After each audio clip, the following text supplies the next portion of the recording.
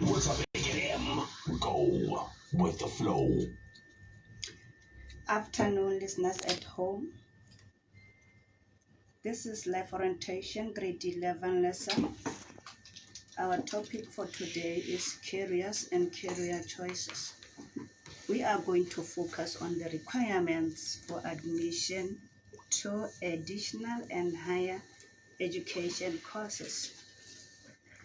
At the end of this lesson, learners should know what NCS marks do they have to get to study for a certificate, diploma, or degree. What are the admission score points for institutions of higher learning? They must also know what are the admission requirements for programs or courses. Before you choose a career, you must know what your interests are, what qualification do you want to achieve. Is there any higher institution near you? And also, how can you afford to pay for your studies? Or do you want to study and work at the same time? Your answers to these questions will help you decide if you want to study for a higher certificate, diploma, or a degree. Remember, higher education takes place at institutions of higher learning. Let's come to the examples of higher learning institutions. Number one, universities. These universities offer mainly degrees, and you will study at these institutions if you want to follow a profession such as medicine or law. Another example of higher learning institution is University of Technology. This university offers a certificate, diploma, or degree in technology, and the courses at these institutions are practical and lead directly to a job or a career. The other example is Comprehensive University. This university offers both university and University of Technology qualifications.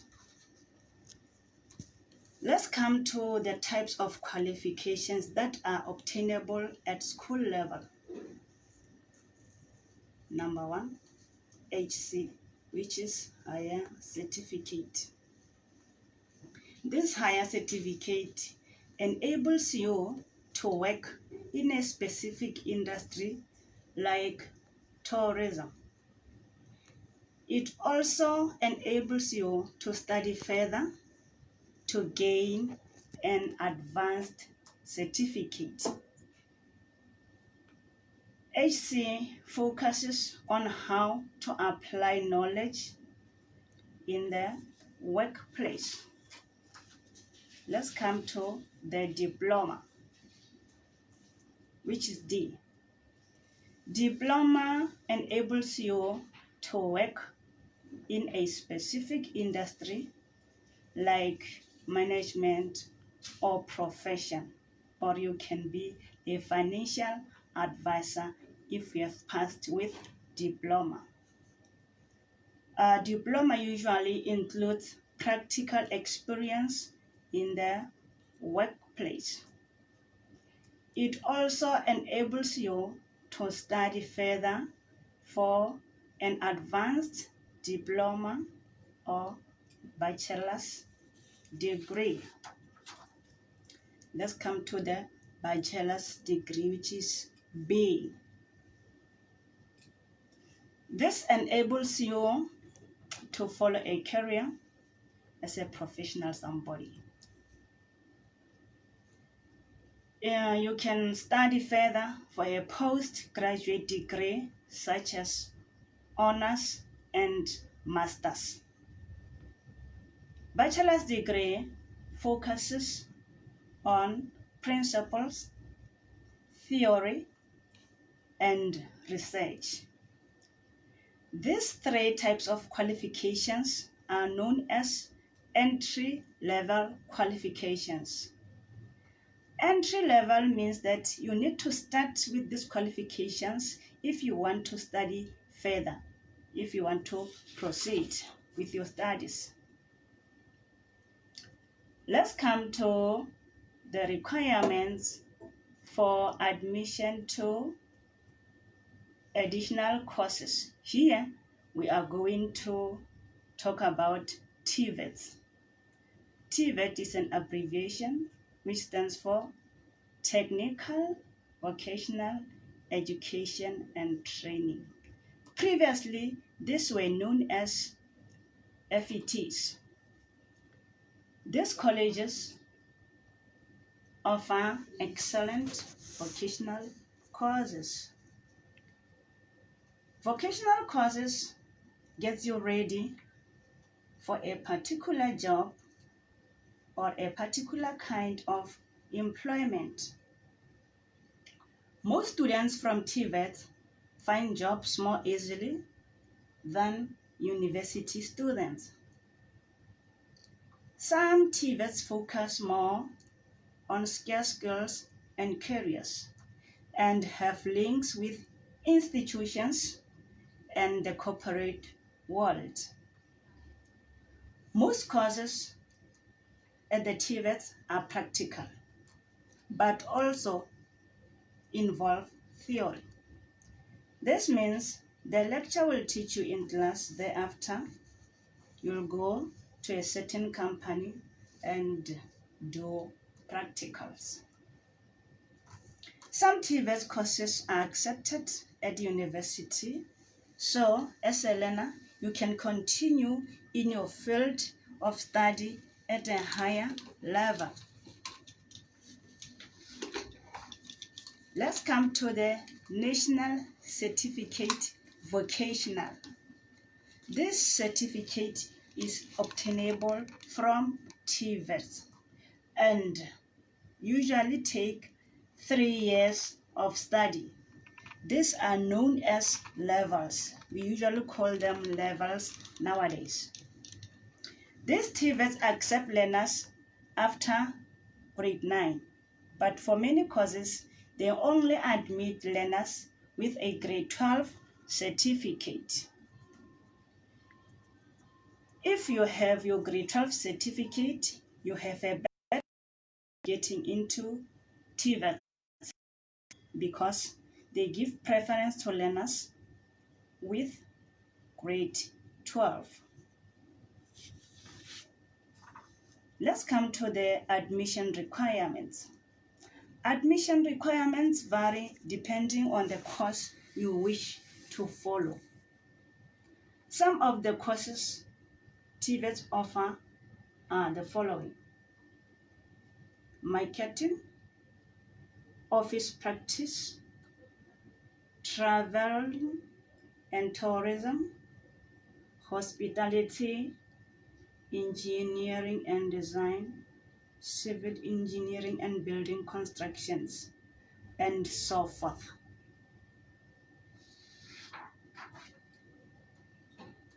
Let's come to the National Senior Certificate, which is NSC. This NSC is recognized for entry to a higher certificate, diploma, and degree courses. Score points for NSC differ. Some include life orientation in the admission point score, which is UPS. Let's come to the higher certificate. If you want to pass with a higher certificate, you must have one official language at home level, with level 3, that is 40%. 2 other subjects, again with level 3 or more for each subject. 3 subjects with level 2 or more for each subject. Then you will qualify for higher certificate. Diploma. For you to pass diploma, to pass NCS with diploma, you must pass 1 official language at home language with level 3, that is 40%. 3 other subjects with level 3, excluding life orientation. This is an evaluation copy. 2 subjects with 30% or more for each subject. Let's come to bachelor's degree. You can pass a bachelor's degree with 1 official language at home language level 3 or more. This is 40%. 4 subjects with level 4, which is 50%, and 2 subjects with 30%, which is level 2. Then you'll get a B on the National Senior Certificate. Some higher education institutions may ask you to write the NBT. NBT stands for National Benchmark Test. You can write this test before your final National Senior Certificate examination so that you can apply for bursaries and also for courses at higher institutions before the end of the year. If you do well in your national benchmark test, this will give you a better chance of getting accepted into the course you want to study. It will also help bursary awarders decide whether or not to give you a bursary. Now we are going to talk about options of financial assistance. Each type or each option has its own obligations in terms of whether or not you need to repay it and how you need to repay it. Let's say perhaps your family cannot afford to pay for your studies at higher institutions. If this is the case, then you have various options for financial assistance.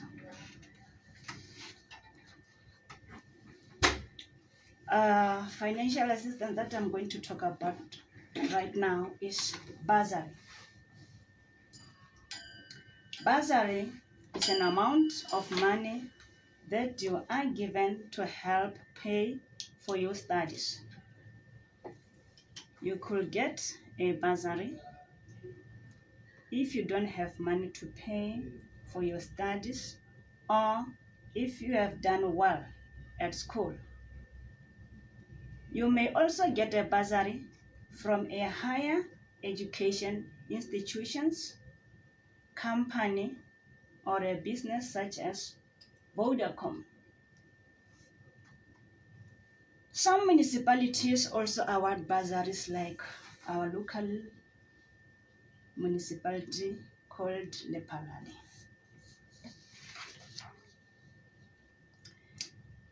So you don't have to pay back a bursary unless you fail.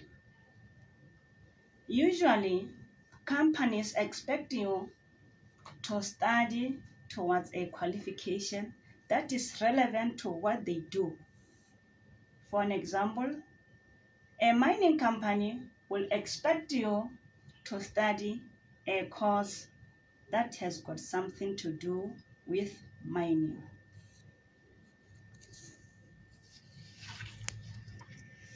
Another financial assistance is called study loan. Study loan is a money lent to you by a bank so that you can study. A company or a business may also lend you money. You need to be registered at a higher education institution to get a study loan. Please don't go to the local loan sharks because you may be in trouble. You can get study loan from the bank. Usually, your parent applies for the loan. Your parent should be permanently employed and should be able to afford the monthly repayment. You can also get help from National Student Financial Aid Schemes, which is called NSFAS. This NSFAS gives loans to students who do not have money to study and who show that they will successfully complete their studies. This scheme, called NSFAS, encourages students by allowing them not to pay up to 40% of the loan if they do well in their studies.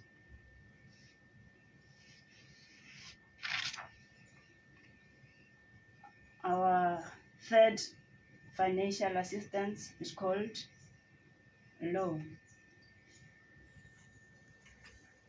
If you have a study loan from a bank, you have to pay the money back to the bank plus interest. When you finish your studies, you have to pay the interest for the loan. Interest is a percentage of the money you borrowed from the bank. And if you have a loan from a company or a business, that company or business may want you to work for them when you finish studying.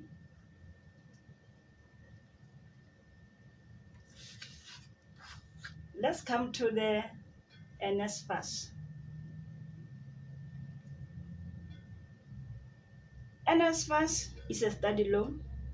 You start to repay it when you earn 30,000 or more a year. Scholarship. Scholarship is a money that a company or a business or an organization awards to you because you did well at school in your studies.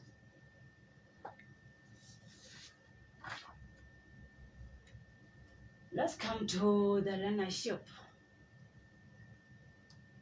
Learnership is a job that pays you while you are studying. You study the theory at a higher education institution and practice what you have learned in your job. It is interesting, no? Sometimes you won't get a full salary, but you'll be given an allowance. You don't have to pay back for a learnership.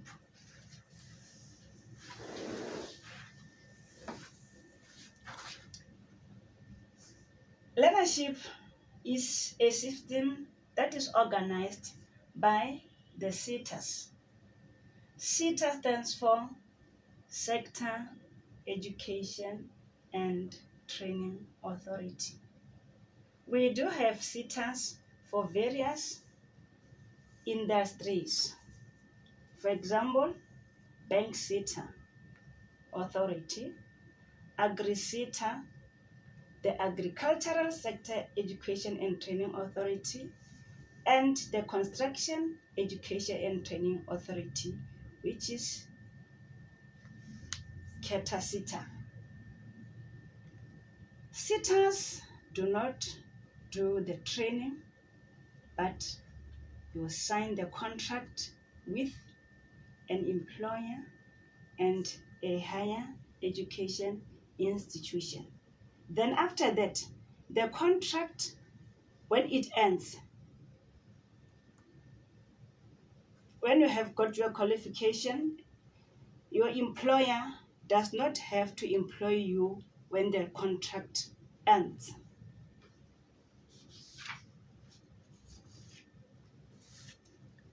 I think and hope that we have answered all the questions.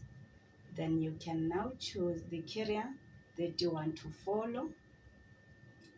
And please keep on studying and become successful. This is the end of today's lesson.